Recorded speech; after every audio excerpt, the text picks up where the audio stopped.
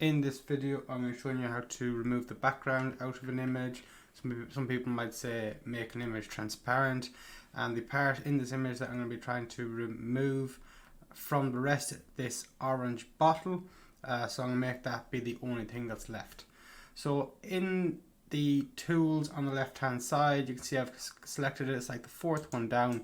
It is a quick selection tool, so I'm going to use Control+ to zoom in a bit.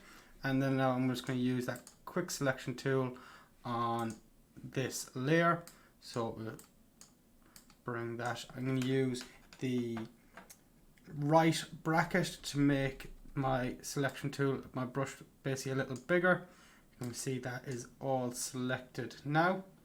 So once you have your item selected, like this is a very easy item to select. I just want to add some items. This can take a lot more work, especially if you're cutting out an animal with hairs. It can be a more tricky issue, but once you have the object selected, click select a mask up at the top here. That will remove the image and put it on you see here an overlay of the part you're taking out. So in these brushes up here on the left now, your tools, you've your refine edge tool. This could be something that you would use more so if you had an image like an animal where you had to refine the hairs on the animal, but it's not as big of a deal with a very simple image like this.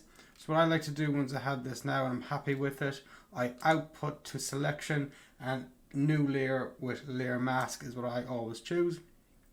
So once you have that done, click OK.